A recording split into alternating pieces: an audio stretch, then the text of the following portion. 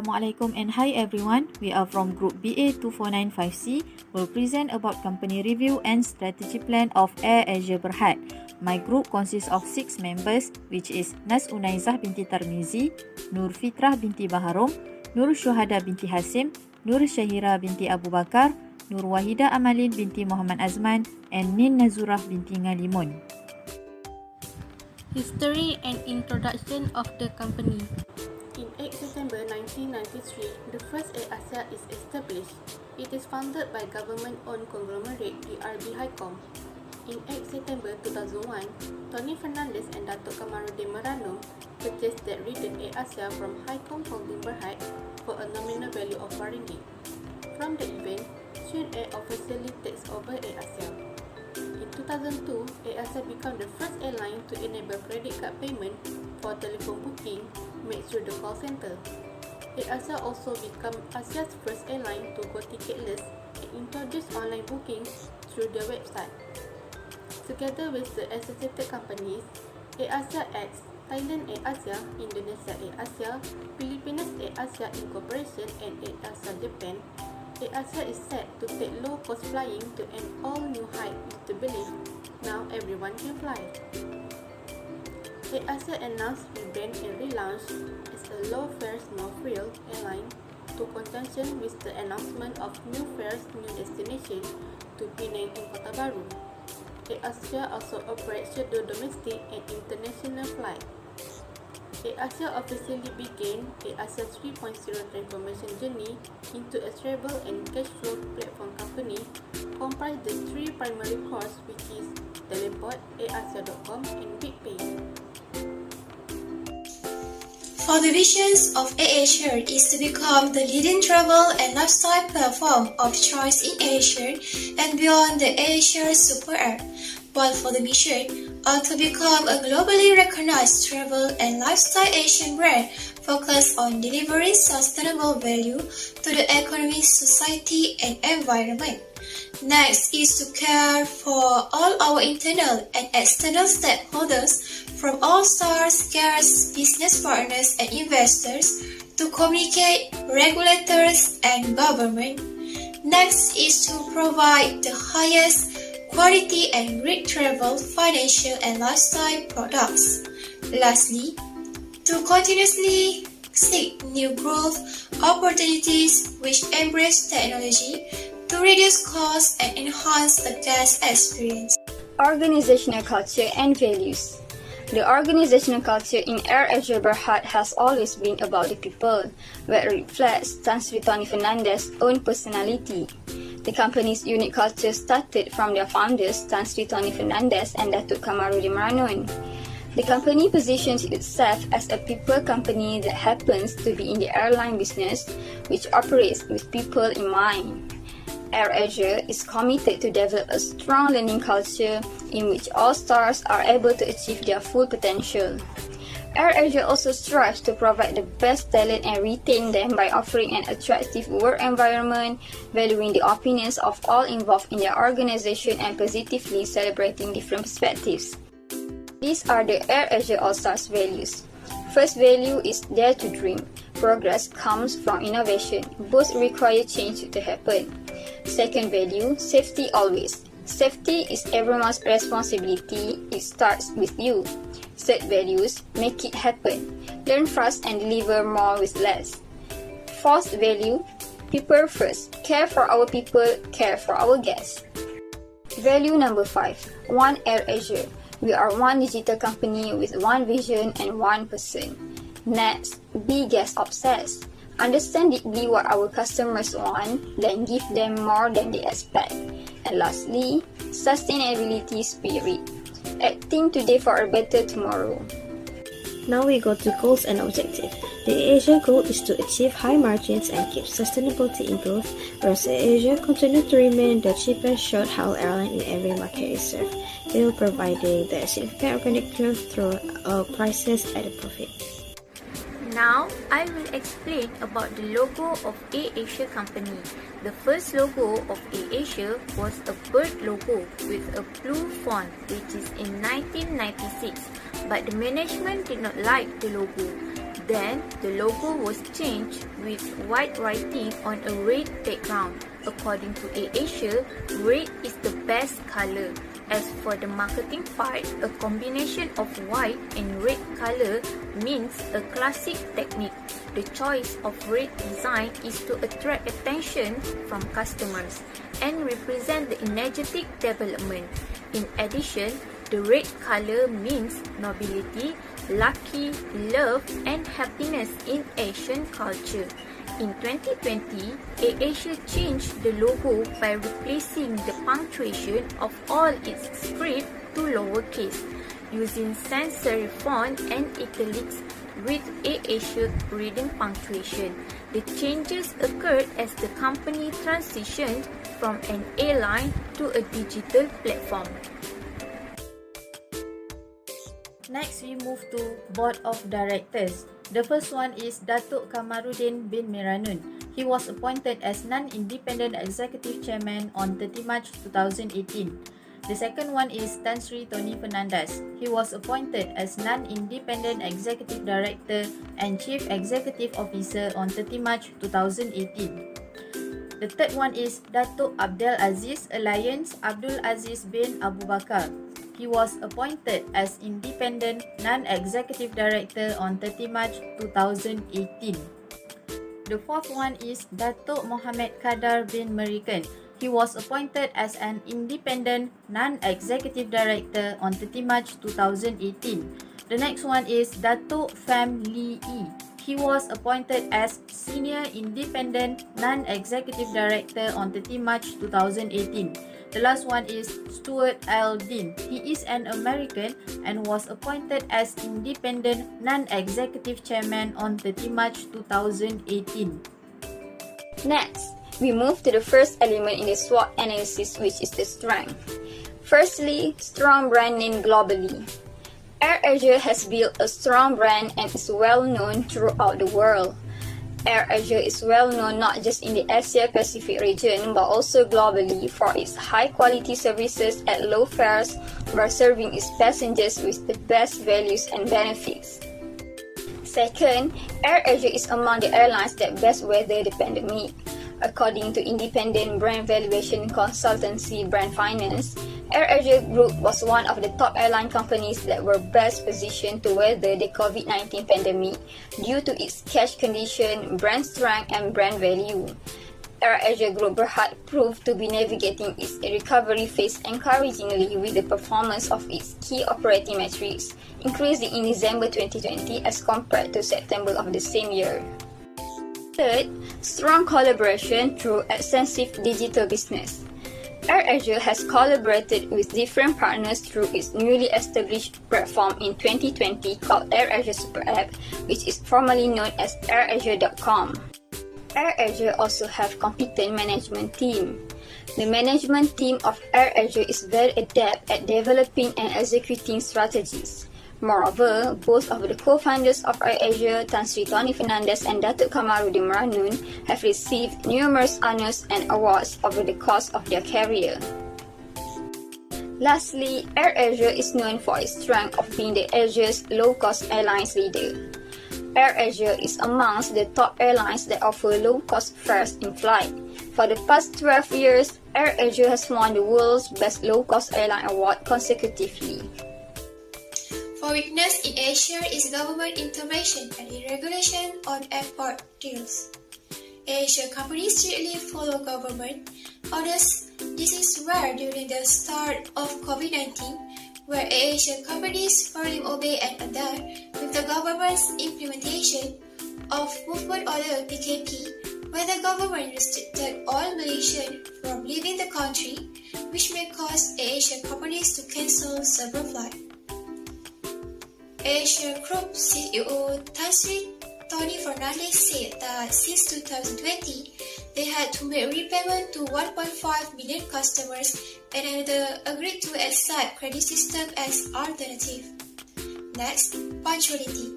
Asia Berhad passengers' trust in Asia will decline when the passengers believe that being delayed is an insult to their intelligence.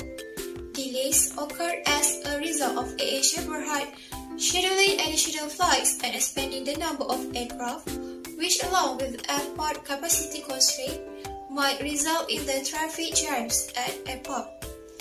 This can be further explained in cases at Astro Awani, shows that Asia Airlines need to make a U-turn from Penang to Langkawi due to technical problems after 10 minutes. This made that the flight need to reschedule and delayed to almost 1 hour 30 minutes from original schedule to Langkawi. According to data from Official Aviation Guide (OAG), punctuality link shows that Malaysian Airlines was better compared to AirAsia, which is at 83.1% and 80.4%. Lastly is lack of maintenance, repair and overhaul MRO facility. AirAsia Berhad now has 123 aircraft and expect to receive another 100 on next few years. They face greater risk aircraft malfunction because of increasing number of planes and routes.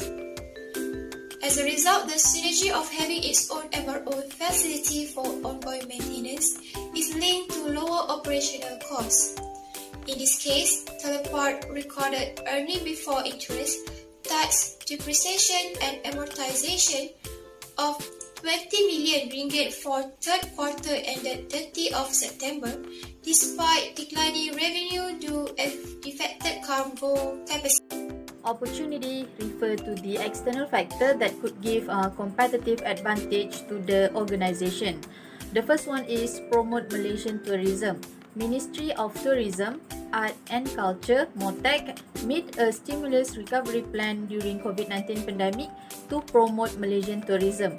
This action has seen to be very beneficial to AirAsia in helping them to grow after COVID-19. The second opportunity is passengers' first choice of travelling.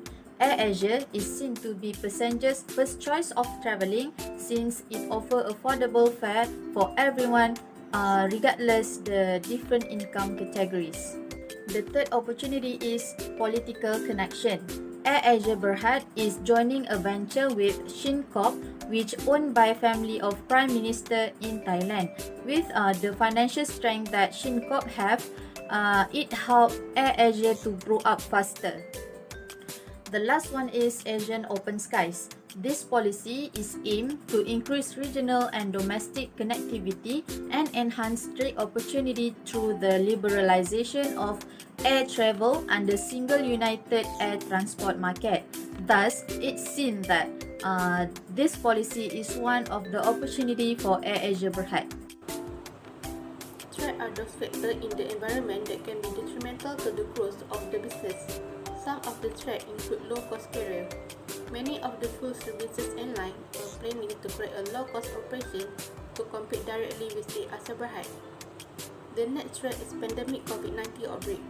The COVID-19 crisis has resulted in border closure in most of AirAsia key markets, including Malaysia, Thailand, Indonesia, Philippines, China and India, resulting in a reduction in total passenger carried. The other threat is change in weather. Due to the bad weather, the flight might be delayed or the worst is cancelled. Delay a flight might influence the airline need to reorganize the company flight. The next threat is fluctuation price of fuel. When the price of fuel is too high, this might cause AirAsia Berhad to have a problem with the cost of fuel, which will have a major dampening effect on earnings. The next one is government regulation.